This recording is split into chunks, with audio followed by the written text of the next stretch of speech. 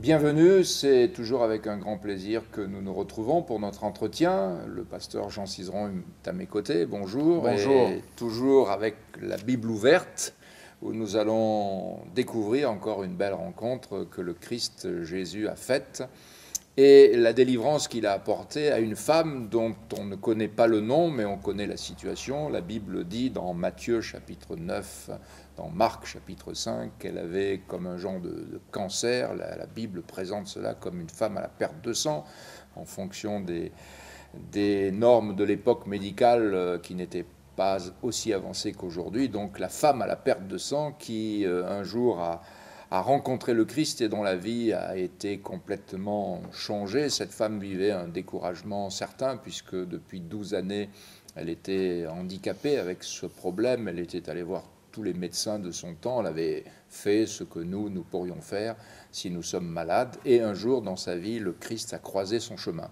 En effet, elle souffrait depuis 12 ans de cette terrible maladie. Elle avait consulté les médecins de son temps et elle avait dépensé aussi tout son argent. Son mal était allé en empirant. Donc c'est l'exemple d'une femme qui est sans cesse tirée vers le bas, anémiée, fatiguée et certainement découragée. Et l'une des paroles que Jésus lui dira lorsqu'elle sera en contact avec lui, c'est « Prends courage ».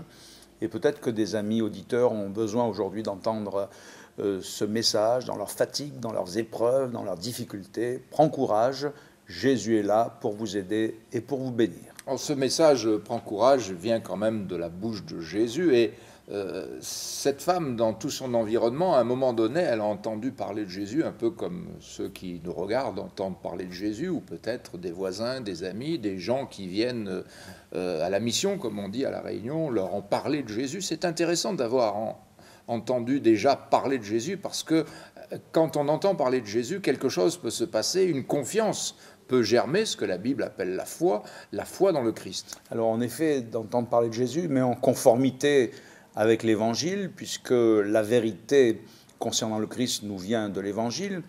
Et on peut dire aussi que la vérité concernant le Christ nous vient de celles et ceux qui ont déjà rencontré Jésus. Ceux qui ont fait une réelle expérience avec Jésus peuvent dire quelque chose de vrai, de concret concernant Jésus. Et comme tu le disais il y a quelques secondes, c'est l'expérience qu'a vécue cette femme. Elle a entendu parler de Jésus. Et alors, il y a quelque chose qui s'est déclenché en son âme, que l'Évangile appelle la foi. Elle s'est dit, si je puis seulement m'approcher de Jésus, toucher ne serait-ce que le bord de son vêtement, je sais que je serai guéri de cette maladie dont je souffre depuis 12 ans. Donc, en entendant parler de Jésus, eh bien, la foi est venue dans son cœur. Et c'est dans cette attitude qu'elle est venue vers lui. Alors, cette foi n'était pas simplement intellectuelle quand on lit le texte, parce qu'il y avait une certitude. Elle dit « Je sais que si je touche le bord du vêtement de Jésus, je serai guéri ». Alors ceci, certainement par rapport avec tout ce qu'elle avait entendu, mais peut-être aussi vu, parce que Jésus avait fait beaucoup de miracles. Et il y avait une certitude dans son cœur. Elle savait que si Jésus intervenait dans sa vie, elle allait être complètement guérie. La foi de l'Évangile, celle que, en fin de compte, Dieu dépose dans notre cœur lorsqu'on écoute sa parole, lorsqu'on écoute le témoignage de Jésus. C'est pas un à peu près, ce n'est pas un peut-être ça va me faire du bien, peut-être ça ne fera pas de mal, mais la foi de l'Évangile, c'est une ferme assurance. Et la Bible, d'ailleurs, présente la foi comme une ferme assurance des choses qu'on espère, une démonstration de celles qu'on ne voit pas. Et la foi, dans son âme est venue, je sais, disait-elle, que si je touche le bord de son vêtement, je serai guéri. Alors, elle savait que Jésus pouvait la guérir, et elle a fait la démarche qu'il fallait faire. Alors certes, Jésus fait ce qui nous est impossible, mais ce qui nous est possible, c'est à nous à le faire. Elle est venue vers Jésus, elle a touché le bord du vêtement de Jésus. S'approcher de Jésus, c'est possible. Il y aura certainement des obstacles, des difficultés. Cette femme a dû rencontrer des obstacles, la crainte du qu'en dira-t-on, le fait que sa maladie était un peu comme un sujet tabou, il ne fallait pas trop en parler. D'ailleurs, c'est pour cela, c'est l'une des raisons pour laquelle elle vient aussi discrètement. Elle ne veut pas que personne ne le sache.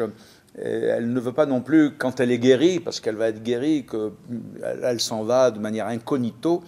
Mais l'essentiel, c'est de s'approcher de Jésus. Et la foi, elle a une démarche active qui nous amène à Jésus. Et d'ailleurs, toute croyance qui ne nous amène pas à Jésus n'est pas la foi de l'Évangile. Parce que la foi nous amène à Jésus, et j'ose dire qu'elle nous ramène toujours à Jésus. Quand on a expérimenté sa grâce, c'est lui, Jésus, qui suscite la foi, qui l'amène à la perfection. Le Christ de l'Évangile, qui est vivant après avoir sacrifié sa vie sur la croix pour nos péchés. Le Christ de l'Évangile, c'est lui qui peut être un ferme rocher, un ferme appui pour notre foi. Alors, cette femme a surmonté les obstacles, déjà sa honte, due à sa situation, la faiblesse de son corps, on peut comprendre qu'elle était faible physiquement, la foule, il y avait toute une foule qui entourait Jésus, et puis elle a fini par toucher le bord du vêtement de Jésus et être guérie. Donc on peut considérer maintenant tout ce que Jésus en retour a offert à cette femme, puisque Jésus lui a dit: femme, ta foi t'a guérie, va en paix, sois sauvée. Donc un package extraordinaire. Alors oui, puisqu'on en est là de dire que la foi de l'Évangile, ça marche.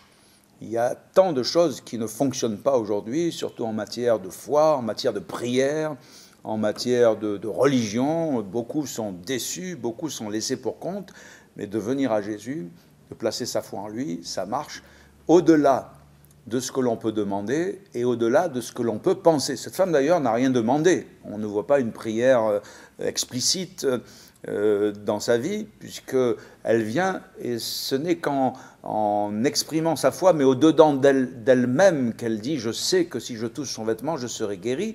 Donc elle ne fait que penser. Une foi en action quand même. Mais elle est en mouvement, elle vient vers Jésus, et au moment où elle touche le bord de son vêtement, elle ressent dans tout son être qu'elle est guérie de son mal. Et ce qu'il y a de merveilleux, c'est que Jésus constate cela. Et dans cette foule qui l'entoure, il dit: qui m'a touché? Alors il y a ses disciples qui lui disent: mais tout le monde te touche, tu dis qui m'a touché? Mais Jésus dit: oui, j'ai senti qu'une force était sortie de moi. Et en disant qui m'a touché, il regardait cette femme. Donc elle était un peu découverte et aussi tremblante. Elle est venue se jeter aux pieds de Jésus, elle lui a dit toute la vérité. Et elle a reçu au-delà de tout ce qu'elle pensait, puisqu'elle disait: je serai guérie. Mais Jésus lui a donné beaucoup plus que la santé de son corps. Jésus lui a donné la paix, il lui a dit: va en paix. Jésus lui a donné le salut, puisque Jésus lui a dit: ta foi t'a sauvé. Donc elle est repartie avec la paix, en plus, avec le salut. Et elle est repartie avec l'affection de Jésus, puisque Jésus lui a dit: ma fille. Et même à La Réunion, quand il dit à nous des enfants: ma fille, c'est un terme affectif. Et là, Jésus lui exprime l'affection qu'il a en sa faveur pour la dégager de toute culpabilité, de toute honte, pour qu'elle rentre chez elle la tête haute. Donc, cette femme, en venant à Jésus, elle a reçu au-delà de tout ce qu'elle pouvait penser, voire demander, et c'est ce qui se passe quand on s'approche de Jésus. Alors, pour terminer notre entretien, on va régler un petit problème pour les amis qui nous regardent, c'est qu'on est souvent beaucoup superstitieux, même dans notre île. Alors, est-ce le vêtement de Jésus qui a touché Jésus? Parce que ce vêtement, on ne sait plus où il est. De toute façon, il a été partagé, n'est-ce pas? Ils ont tiré au sort le vêtement de Jésus quand il a été crucifié. Mais nous ne voulons pas toucher à la superstition, parce que la parole de Dieu n'est pas un livre de superstition, une parole de superstition, mais nous voulons affirmer qu'avant tout, c'est la foi dans le Christ qui a délivré cette femme. C'est très important de relever, de faire cette remarque, parce qu'il y en a qui non seulement voudraient le refaire apparaître, le vêtement du Christ, voire nous le vendre en morceaux, mais ce n'est pas le vêtement de Jésus qui a guéri cette femme, c'est la foi qu'elle a placée en Jésus, et la puissance de Jésus qui a émané de sa personne, qui l'a renvoyé libre. Il nous a dit qu'il y avait une force qui émanait de Jésus. Jésus guérissait, sa puissance se manifestait par des guérisons. Et cette puissance est toujours à l'œuvre aujourd'hui pour celles et ceux qui s'approchent. Et c'est encore plus simple que la démarche qu'a faite cette femme, parce qu'elle a dû se déplacer. Je ne sais pas où elle habitait, elle a fait la démarche du déplacement, pas toujours facile. Elle a affronté le brouhaha de la foule, ça remue toujours une foule. Et aujourd'hui, c'est plus facile. Il n'y a pas besoin d'aller à Bethléem, il n'y a pas besoin d'aller à Jérusalem. Et j'ose dire à chaque auditeur, là où vous vous trouvez, vous pouvez vous approcher de Jésus en faisant appel à lui, en le priant, en prononçant, ne serait-ce mais avec sincérité, son nom en votre âme ou sur votre bouche. Vous allez ressentir sa présence. Et vous pouvez être secouru dans tous vos besoins et obtenir miséricorde. Merci, pasteur Jean. Alors pour vous, téléspectateurs, juste une question. Pourquoi pas vous? Et peut-être être plus précis, sans vous manquer de respect, pourquoi pas toi aujourd'hui? Il suffit que vous croyiez, et si vous croyez, vous verrez la gloire de Dieu. Que Dieu vous bénisse.